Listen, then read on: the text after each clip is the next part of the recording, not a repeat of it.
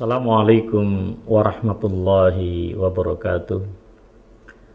Alhamdulillahilladzi tatimmu bi ni'matis shalihat.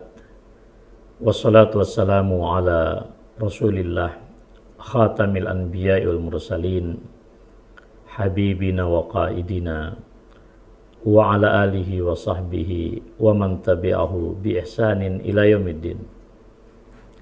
Usi nafsi wa iyyakum bitaqwallah faqad fazal muttaqun. Para pemirsa yang saya muliakan, alhamdulillah pada sore hari ini kembali Allah mempertemukan kita dalam suasana rohani, dalam suasana keimanan yang mudah-mudahan senantiasa terbarukan, karena memang kita diperintahkan untuk selalu memperindah, selalu memperbaharui keimanan yang ada di dalam dada kita. Tradisi para sahabat begitu indah ketika mereka saling bertemu satu sama lain. Bahkan mereka tidak sungkan untuk saling mengajak dan mengingatkan, ta'al najlis sa'atan nazdadu imana. Mari kita duduk sejenak untuk merenung agar keimanan kita ini bertambah. Saudara sekalian yang saya muliakan, pada penghujung bulan Ramadan yang penuh dengan keberkahan ini, ada beberapa hal yang perlu kita renungkan. Ketika Allah memerintahkan kita di awal Ramadan, ya ayyuhallazina amanu kutiba alaikumusiyam kama kutiba alal ladzina min qablikum la'allakum tattaqun. Wahai orang-orang yang beriman, telah diwajibkan atas kalian untuk berpuasa sebagaimana telah diwajibkan atas orang-orang sebelum kalian, agar kalian bertakwa. Al-Baqarah ayat 183. Ayat ini mengandung 3 dimensi keagamaan kita sekaligus. Ya ayyuhallazina amanu, ini adalah dimensi keimanan. Kutiba alaikumusiyam kama kutiba alal ladzina min qablikum. Ini adalah dimensi syariat atau dimensi Islam itu sendiri. Dan terakhir, la'allakum tattaqun, ini adalah dimensi al-ihsan. Sehingga saudara sekalian, di dalam perintah puasa ini terakumulasi 3 pondasi pokok keberagamaan kita di muka bumi ini: iman, Islam, dan ihsan. Sebab itu beberapa renungan yang perlu saya sampaikan adalah, pertama, bahwa sampai hari ini Allah masih menguji kita dengan masih berjalannya pandemi COVID-19 ya, di seluruh permukaan bumi ini. Bahkan beberapa negara saudara kita yang lain, India misalnya, mengalami lompatan yang sangat dahsyat. Mayat-mayat berjatuhan sedemikian rupa. Namun dalam suasana seperti ini saudara sekalian, janganlah pernah mengurangi rasa syukur dan keimanan kita kepada Allah Subhanahu wa ta'ala. Ma asaba min musibatin fil ardi wala fi anfusikum illa fi kitabim min qabli an nabraha inna dzalika 'alallahi yasir. Harus tetap teguh keimanan di dalam diri kita bahwa semua apa yang terjadi di dalam alam raya ini, termasuk juga pada diri kita, tak pernah luput daripada qadrat dan iradat Allah Subhanahu wa ta'ala. Karena itu ketentuan dari Allah, maka tidak ada pilihan lain bagi kita kecuali pasrah, tawakal, dan menerima secara ikhlas. Jangan sampai mengurangi rasa kesyukuran kita atas segala karunia Allah yang terhampar di bulan Ramadan yang penuh dengan keberkahan ini.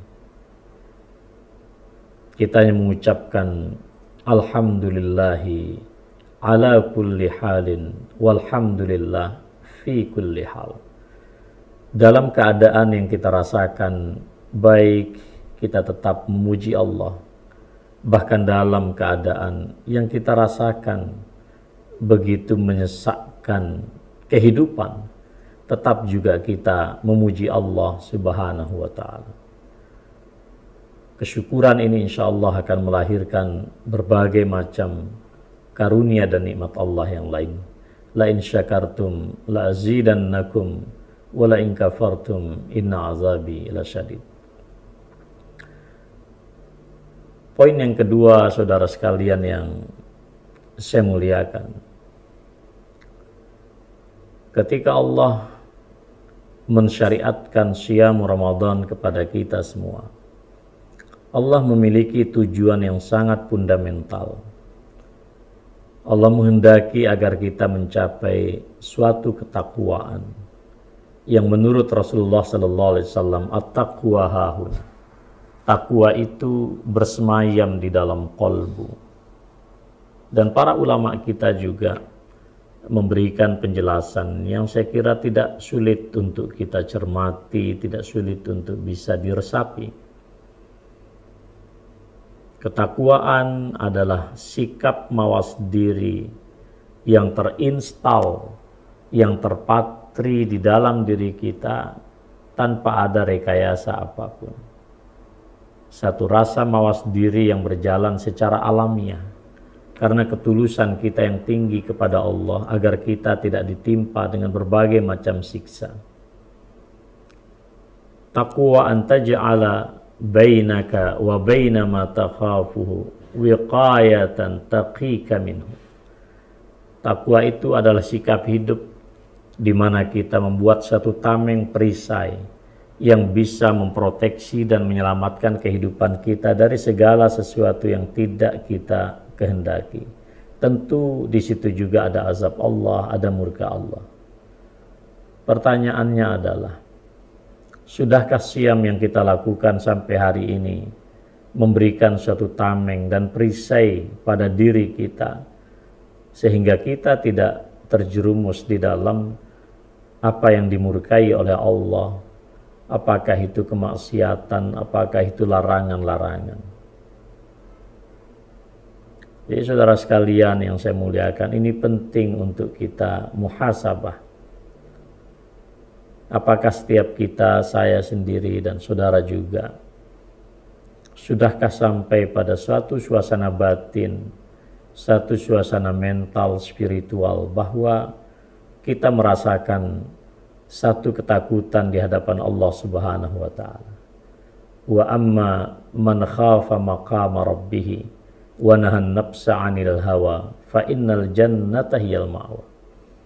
Orang-orang yang takut kepada Allah Subhanahu wa ta'ala, takut terhadap keagungan Allah Subhanahu wa ta'ala, itu akan paralel dengan pola hidup mencegah dirinya dari jeratan-jeratan nafsu, jeratan-jeratan syahwat. Nafsu dan syahwat bukan sesuatu yang totalitas dilarang di dalam Islam, tetapi adanya syahwat, adanya nafsu, itulah yang menjadikan kehidupan kita ini dinamis. Tapi manakala syahwat dan nafsu diikuti begitu saja, justru akan melahirkan berbagai macam kerusakan di dalam kehidupan kita. Maka Nabi juga mengingatkan kita, la yu'minu ahadukum hatta yakuna hawahu taba'an lima ji'tu bih. Tidaklah sempurna iman di antara kalian sehingga ia menjadikan hawa nafsunya itu tunduk di bawah apa yang aku ajarkan, kata Rasulullah sallallahu alaihi wasallam. Yang ketiga, saudara sekalian,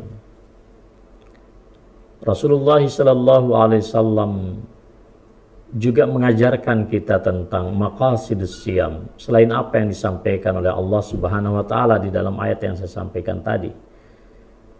Rasulullah menyatakan, laisa syiyamu minal akli wasyurbi innama syiyamu minal lagwi rafas. Bukanlah puasa itu dari semata menahan diri dari makan dan minum, Namun puasa itu adalah kemampuan menahan diri dari berbagai macam perkataan cabul, perkataan tak bermakna. Saudara sekalian yang saya muliakan, betapa banyak hadis Rasulullah yang menunjukkan puasa bukan sekedar menahan diri dari lapar dan haus, lapar dan dahaga. Kita lihat misalnya Rasulullah menyatakan, man lam yada' qawla zur wal amala bih falaysa lillahi hajatun fi an yada' ta'amahu wa syarabah. Seseorang yang berpuasa dan tidak sanggup meninggalkan perkataan dan perbuatan dusta, Allah tidak butuh, Allah tidak perlu. Apakah dia meninggalkan makan minumnya hari itu? Dua sosok wanita yang luar biasa. Kebetulan dia wanita, tapi pesannya universal. Ketika begitu dahsyat amal ibadahnya, puasanya, zakatnya, sedekahnya, dikagumi oleh para sahabat, dan Rasulullah menghadirkan beliau di hadapannya, dan Nabi memberikan komentar keduanya di neraka. Ketika ditanya, ada apa ya Rasulullah? Dan beliau menjawab, keduanya dapat menahan diri dari apa yang dihalalkan oleh Allah. Makan minum itu halal, dia sanggup menahan diri. Tapi dia tidak sanggup menahan diri dari apa yang sesungguhnya diharamkan oleh Allah, yakni membicarakan keburukan saudaranya. Rasulullah juga menyatakan, asyamu junnatun ka junnati ahadikum minal qital. Puasa itulah perisai, sebagaimana perisai seseorang di antara kalian pada saat berperang.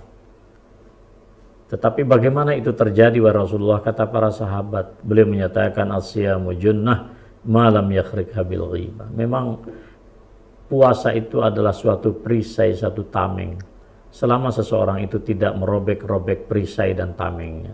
Saudara sekalian, kalau kita memiliki perisai dan kita hadir di medan perang, kita diserang oleh musuh dengan berbagai macam senjata, berbagai macam panah yang terisi racun misalnya, tidaklah akan mungkin menembus kita jika perisai ini tidak robek.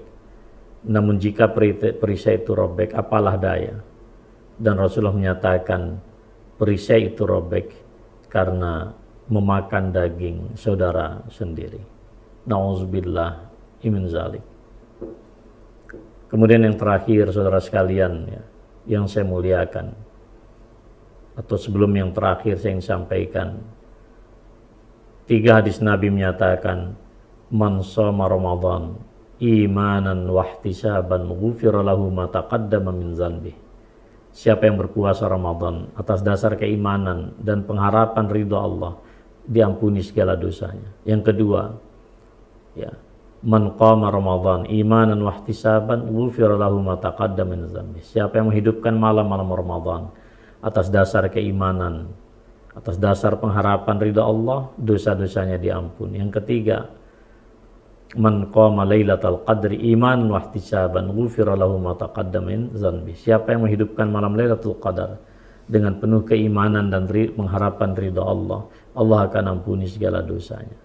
Konsisten Allah memberikan asas bagi amalan kita. Apakah itu qiyam Ramadan, apakah itu siyam Ramadan, apakah itu qiyam pada saat kita meraih Lailatul Qadar, semuanya berasaskan 2 hal. Satu adalah iman dan kedua adalah pengharapan.